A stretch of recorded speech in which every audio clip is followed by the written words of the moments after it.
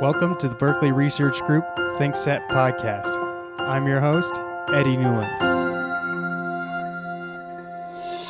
Berkeley Research Group is a leading global strategic advisory and expert consulting firm, providing independent advice and dispute consulting around the world to corporations, law firms, government agencies, and financial institutions.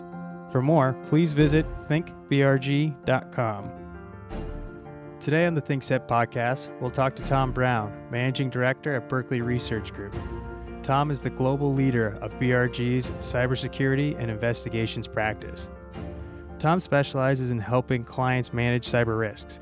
This includes performing due diligence checks, investigating cyber incidents, and addressing, from a technical perspective, regulatory inquiries and litigation issues after cyber incidents occur. Prior to joining BRG, Tom had a long and storied career serving for 12 years in the U.S. Attorney's Office for the Southern District of New York and working as an AUSA as supervisor of the Complex Frauds and Cybercrime Unit. Today we'll talk with Tom via Skype about cybersecurity due diligence, recent WannaCry attacks in Europe, and the issues many companies face operating in today's cybersecurity environment. Tom, thanks again for joining us on the ThinkSet podcast. How are you doing today? Great, and thanks for having me. Diving right into it then, Tom. In May, Europe faced one of the largest coordinated cyber attacks in history with the WannaCry ransomware incident. As you look back on those attacks, what do you think is the largest takeaway? And going forward, what industries do you believe should be most on alert? Well, it's funny, this variant of malware really does affect everyone. The bad guys behind this kind of attack typically just shotgun the malware out, hoping that it sticks to a vulnerable network. And in this case, some of the vulnerabilities are pretty basic, including not updating or decommissioning systems that are still running on Windows XP, which is an operating system which has not been supported by Microsoft for several years. So it does show the remarkable number of companies all around the world that have still not upgraded their systems in a way that would be consistent with computer security best practices.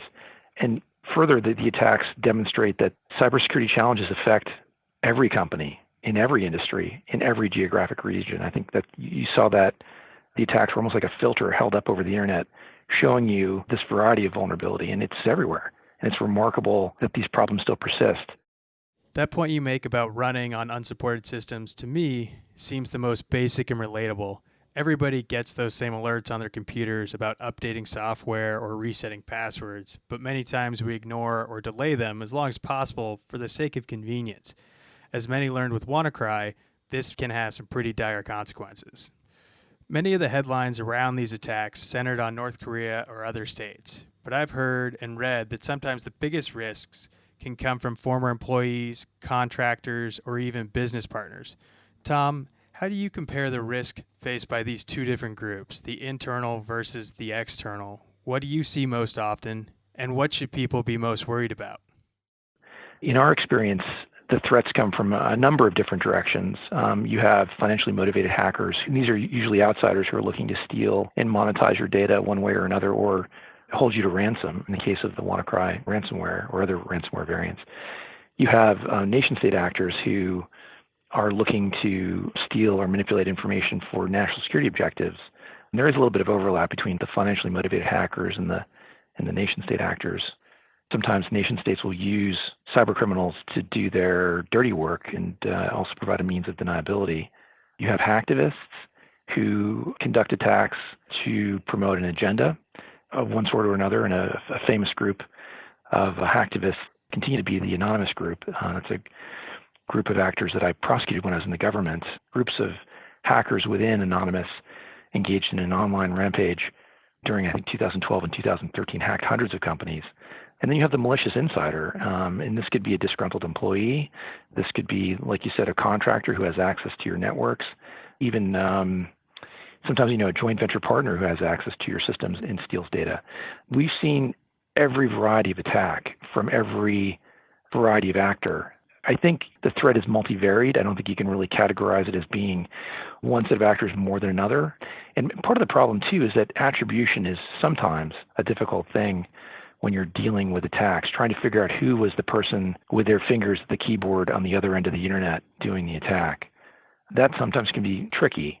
Not all the time, but sometimes. And for that reason as well, I think it creates a little bit of confusion when you're dealing with the threat environment. But at the very least, you've got these broad categories of actors who are out there all conducting attacks, all presenting their own unique forms of threat, and they all pose sometimes individual challenges in dealing with them. If I was going to distinguish the insiders from the outsiders, really the problem you're dealing with insiders is you've given people permissions to look at certain kinds of data and they misuse those permissions. And that's a much trickier thing to deal with than trying to create a perimeter to fend off outsider attacks.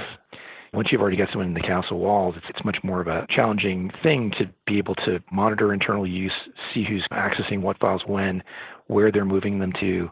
That presents its own challenge. So obviously there are many types of breaches that can occur coming from many different types of actors.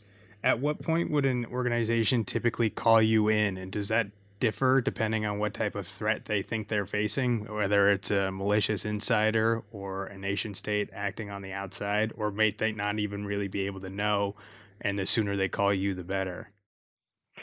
Well, in our experience, speed is really of the essence in dealing with an attack. When I was in the government, we would often be the ones walking into a company and saying, hi, you've been hacked. Can we investigate? And being in a position to be able to react quickly, to be able to contain the incident, to characterize it, to determine how extensive it is, find out what data, if any, has left the company. Are there logs, records that are maintained by the computer network that can be examined to find out what happened? All of those things need to happen quickly. The longer you wait to figure out what's going on, the greater the risk you run that the malware could propagate in your network, the bad guys could destroy or manipulate data, they could cover their tracks if they're given more time, they could exfiltrate more data. And for all these reasons, you really do need to move quickly. And so if there is an event or there's an incident and a company is not quite sure what's going on, one of the things they can consider is bringing in an independent third party who is not tied to operations, is focused solely on security, and is there to help you from an unbiased, dispassionate viewpoint, figure out what's going on, and then help you negotiate the next steps, which could include coordinating with law enforcement, dealing with counsel. All of those things make it important to have an independent outsider come in and take a look.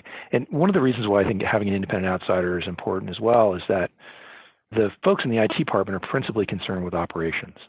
A lot of companies don't invest in security necessarily, but they do invest in making sure the trains run on time. And so the operations folks are often motivated to keep things running. And by doing so, sometimes the problem gets worse for the reasons you can imagine. And they may not be as sensitive to their investigative issues. So again, that's another reason to consider bringing in an outsider who is not beholden to any particular portion of the company, is there just to focus on security. Well, I think that leads into something that you talked about or that you helped craft in the Things That magazine, the article that you were working on. You likened cyber issues faced by today's corporations to brownfield developments in real estate. There's nothing necessarily new, but it's continually evolving to the point where no real one company can say, okay, we've achieved complete security. Obviously, from everything you just described, it sounds like it's never really there's no true, okay, we're 100% impenetrable. What you just mentioned, that most of the IT people are really there for operations to make people's lives easier, not necessarily outward facing or thinking about folks that are malicious. In your mind, how much should companies invest in employee training in cybersecurity? How do you go about being proactive in that regard? Employee training, I think is really crucial. It's a relatively straightforward, relatively low-tech, low-cost means that companies can employ to make it more difficult for the hackers to get in. One of the principal things you want to think about as a company is that you want to make yourself an unappealing hacking target. You want to make it more difficult to get into your company than the next one, such that the hackers will just move on to the next target. They're in the business of creating return on their own investment in time, and so they want to go after a target which they think is worthwhile, but also one that they can do in a reasonable amount of time. That's sort of their mindset. And one of the principal ways that hackers can get into your systems is through a simple phishing email. This is an email that looks like it comes from a trusted source, but contains a malware payload, for example. So a classic version is, hi, we're from your bank. This is an email from your bank. Please enter your social security number and the password for your bank account. We need to upgrade your account. And a lot of people will enter that information. And this is a way for the bad guys to collect that information. Or You might receive a PDF document from someone you know, and that PDF document contains malware. So when you click on the document to open it, you're downloading spyware, for example, onto your system. And that spyware can monitor your keystrokes and pick up passwords and usernames. And the bad guys could then use that to further attack your system. But a lot of those attacks, which again start out with a very simple email, can then quickly morph into full-blown assaults on a computer network that can result in severe damage and data theft. Training employees to be aware and sensitive to the possibility of a phishing attack, for example, will help raise the bar, make it more difficult for cybercriminals to successfully launch these kinds of attacks against your company. And it really does create this culture of security and awareness, and it makes it that much more difficult for an attacker to break in. I think one thing that jumps out in a lot of the way that you describe different attacks and scenarios and what you put emphasis on is definitely speed. Just being able to respond to attacks, being able to recognize attacks, and what a client should really do and how they should act.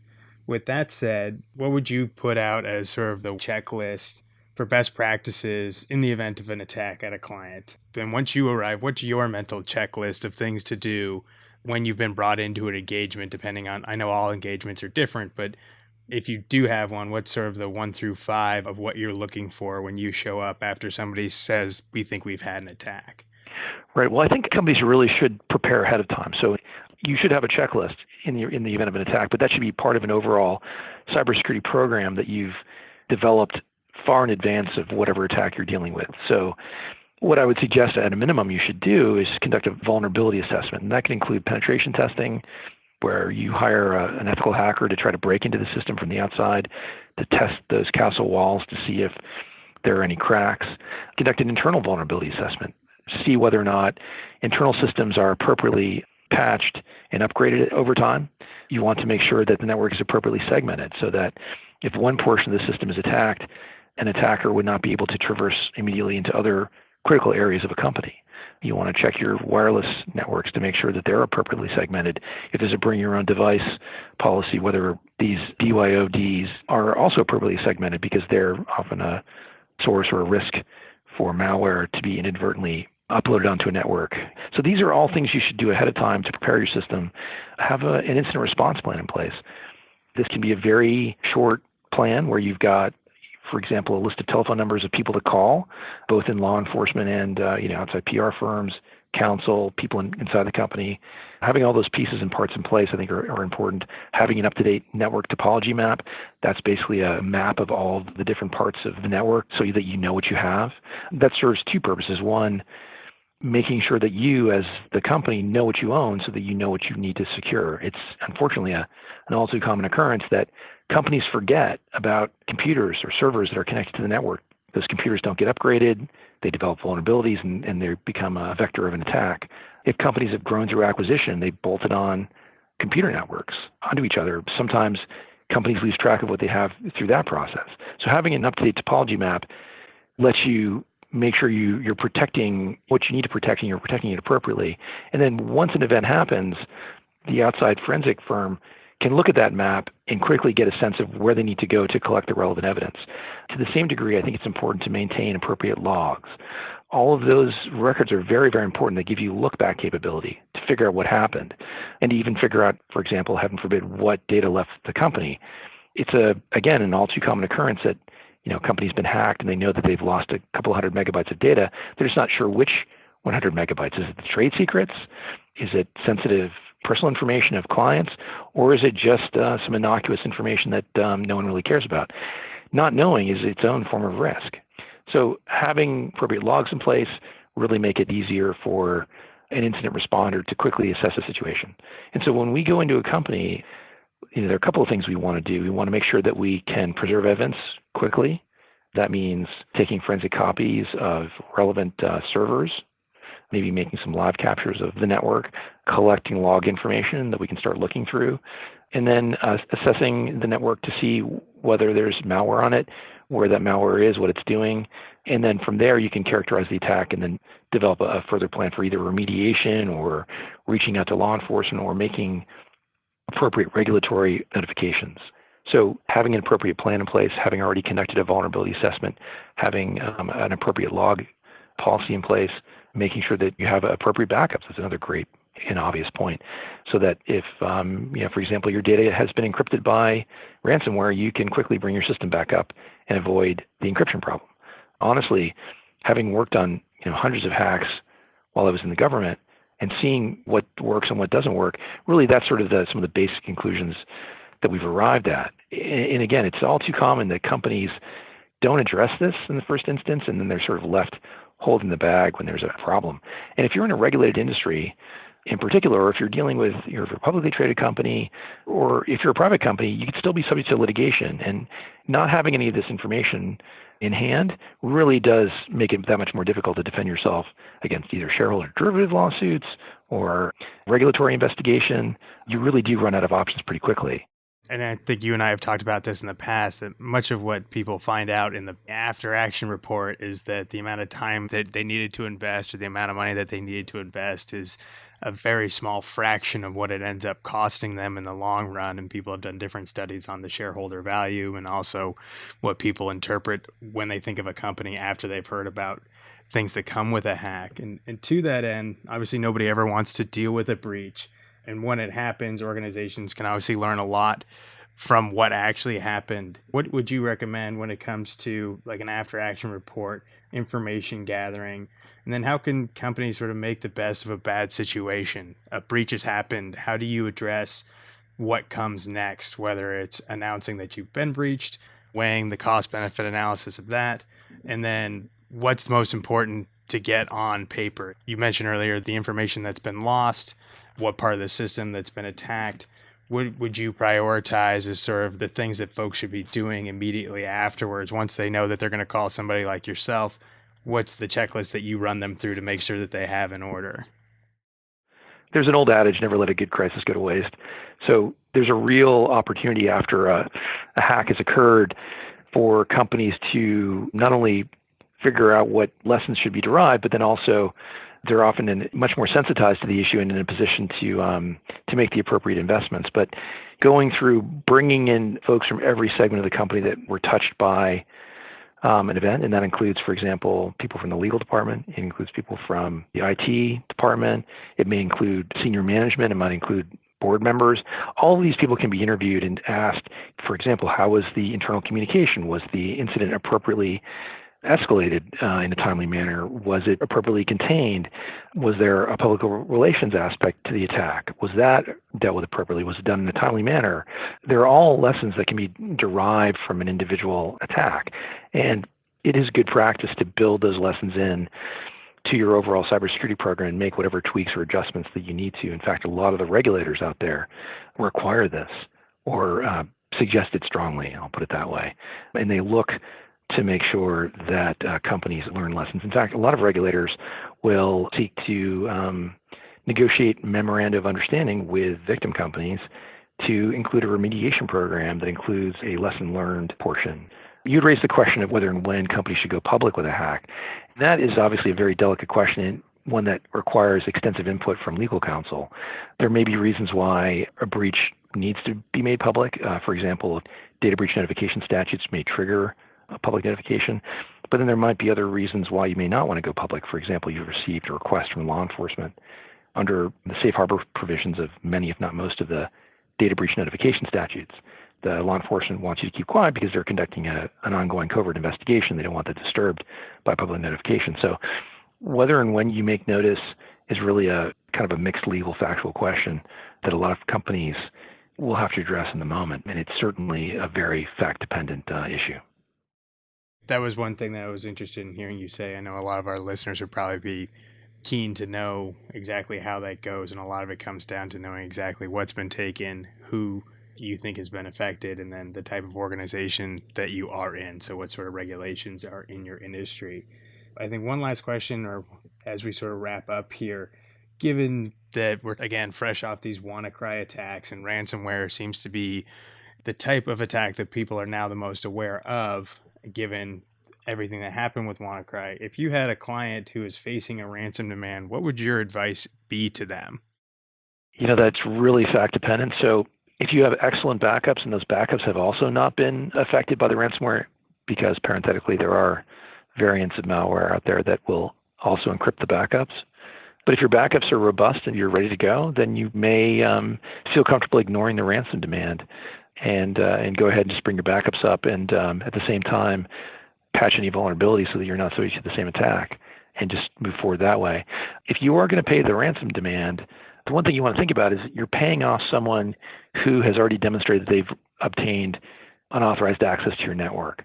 And by paying them off, you're not ensuring that you've cleared them out of the system. You've just paid them off so that they've allowed you to re-access your system. So I think it's vitally important that companies, even if they do pay a ransom, undertake a full vulnerability assessment to make sure that the bad guys aren't lingering in the network. Because again, they've already demonstrated that they're able to break in. So it's the equivalent of being, a guy's robbed your house and is sitting in your house, holding your house hostage, and you pay him money so that you can get back in. You're not guaranteed that he's going to leave. So you want to make sure that you thoroughly investigate your system to make sure that there's no untoward activity going on after that ransom demand has been paid. And then sometimes companies their backs are against the wall. It could be it's their only copy, the backup has failed, and it's their only copy of sensitive personal health information for their healthcare customers, and they need to have it. Sometimes companies are very motivated to pay. But again, it's really fact dependent. But if you are going to pay, or even if you don't, you should still conduct a full assessment of your network to make sure that that you're on top of any cybersecurity issues that might be present. Well, Tom, thank you very much for taking the time to speak with us today. I know I learned a lot, and I'm sure our listeners out there have also learned a great deal. And we'll keep an eye out for your article in the ThinkSet magazine coming out here in early June. Thanks so much. Great. Thank you so much. ThinkSet Podcast is brought to you by Berkeley Research Group. You can subscribe to the podcast and access other content from ThinkSet magazine by going to thinkbrg.com. I'm Eddie Newland, and thanks for listening. The views and opinions expressed in this podcast are those of the participants and do not necessarily reflect the opinions, position, or policy of Berkeley Research Group or its other employees and affiliates.